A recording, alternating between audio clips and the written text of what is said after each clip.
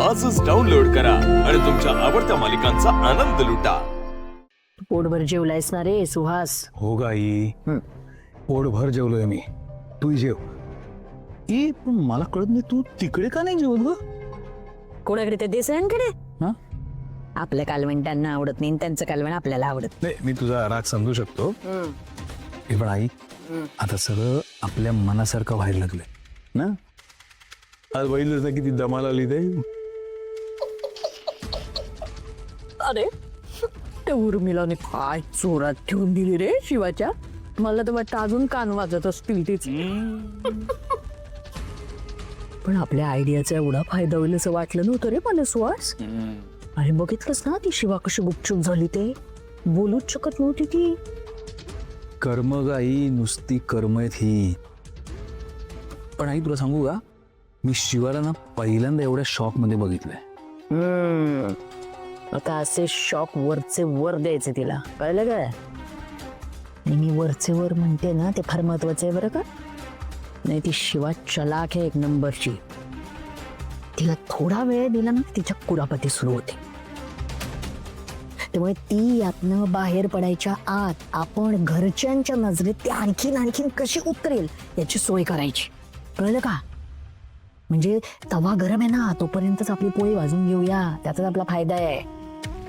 आई तो विचार मी करून झालेला आहे. तो तर बघच, शिवा कशी अशी मनातनं खचते बघ. वा वा, जमायला मी तुला. मग जसा गुरु तसा शिष्य. आशीर्वाद असू दे. अशीच प्रगती करत राहावत सा. शिवा, कुठे होतीस? मी तर शाळेत होते ना. ताई अगं किती गडबडलीये बघ ना. त्यावरूनच कळतंय की ती कुठेतरी जाऊन आलीये. नाही, मी शाळेतच होते, अजून कुठे नाही गेले. शिवा, इतक्यांदा सांगून सुद्धा तू पुन्हा पुन्हा तशीच वागतेस. म्हणजे परिस्थितीचं गांभीर्य तुला कळतच नाहीये का? आम्हाला तुझी काळजी वाटते हे तुझ्या डोक्यात शिरतच नाहीये. शिवा ग, सगळ्या घरातल्यांना तुझी काळजी वाटते, त्यांना त्याचा त्रास होतोय, काहीच वाटत नाहीये का?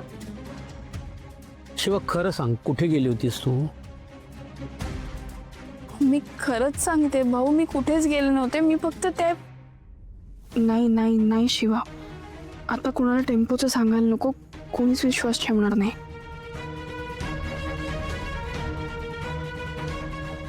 त्याच्याकडे बघू नकोस, सांग लवकर. मी शाळेतच होते आणि त्याच्यानंतर आम्ही अभ्यासाचंच बोलत होतो शाळेत, अजून काही नाही. ठीक आहे, गाडीची किल्ली दे. कसली? बाईकची किल्ली दे.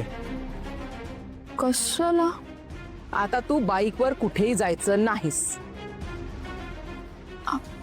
शाळेत घराच्या गाडीने जायचं आणि त्याच गाडीने परत यायचं. पण मी खरंच काही केलं नाहीये. शिवा, घड्याळात बघ किती उशीर झालाय तो. घरी एकतर कळवत नाहीस आणि आता म्हणतेस तिथेच होते. आम्ही सगळे इथे घरी काळजी करतोय, त्याचं काय?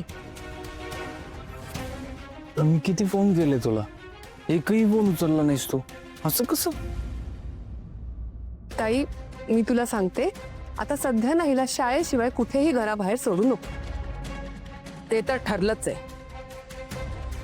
शिवा, यापुढे तू शाळेत जायचं आणि तिथून थेट पुन्हा घरी यायचं, आणि ते सुद्धा घरच्या गाडीने. मी खरंच सांगते, मी काय. शिवा बास, मी सांगितलंय ते कर. मला किल्ली दे.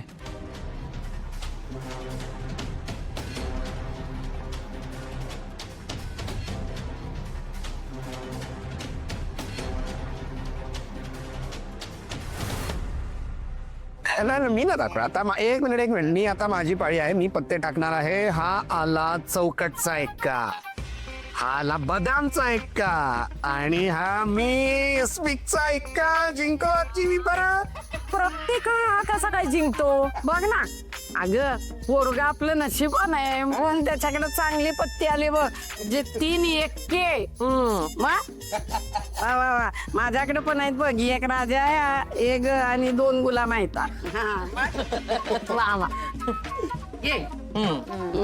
नशीबवान. आता बघ आता जिंकून दाखव. आता नुसता नशीबवान नाहीये तो मेहनत करतो प्रामाणिकपणे काम करतो आणि कष्टाळू आहे ना म्हणून देव त्याच्या बाजूने असतो. हो खरंच कष्टाळू आहे चंदन. तू सांगितलंस की नाही यांना? नाही नाही एका जुन्या कारची डील आली होती त्याच्याकडे. ओनरला असं वाटलं होतं की झालं आता आपली कार गेली, पण चंदनने लगेच सगळं प्रोसेस करून दिलं आणि त्यांची मदत केली. मग अगं पोरग कोणाचं आहे ते बाई आजीच आहे. यांना तर फरकही पडत नाहीये मी आहे की नाही ते. चांगलं चाललंय यांचं माझ्याशिवाय.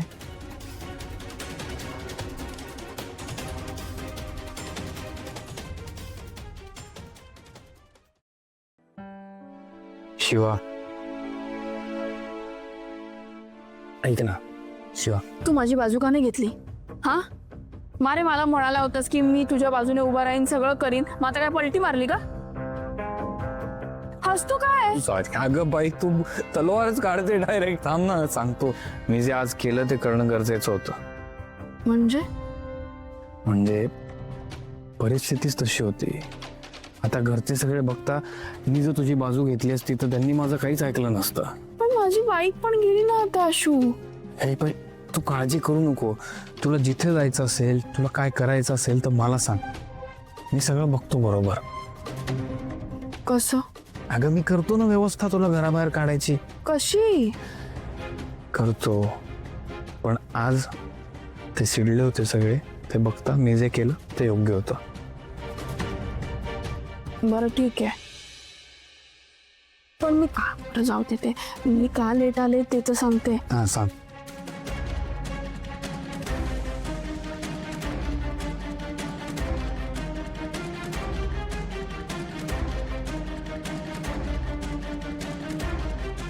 बापरे, पण रॉकी ते माहिले का म्हटलं असेल बरं?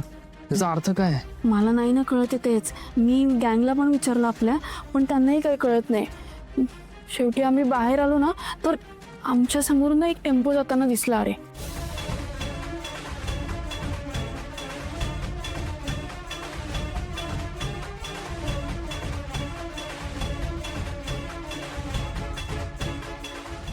बापरे, एवढं सगळं झालं? भयानक आहे. हो ना आशू. आणि आशू त्या टेम्पोचा आणि ट्रकचा मालक एकच असू शकतो. तुला नाव कळलं का त्याचं? हा त्याने सांगितलं काहीतरी चंद्रकांत साळवी म्हणून नाव आहे त्याचं त्या मालकाचं. आशू ऐक ना, गोष्टी इतक्या कळतायत ना मला पटापट आणि क्लिअर पण होत आहेत. अजून एखादी लीड जरी मिळाली ना तरी गोष्टी सॉल्व्ह होतील आणि सगळ्यांना सगळं कळेल. शिवा, काय? तुला एक गोष्ट लक्षात आली का? नाही. कात्यायनी देवी म्हणजे कोण माहितीये? हा, दुर्गा. आणि तू दुर्गा आहेस. देवीने तुला मदत केली म्हणजे ते तुझ्या पाठीशी आहे. तू लवकरच रॉकीच्या खोल्यांना शोधून काढशील बघ, आणि मी आहे तुझ्यासोबत. तू सोबत आहेस तर मला काही टेन्शन नाही, पण रॉकीचं सत्य मी लवकर बाहेर काढूनच राहणार.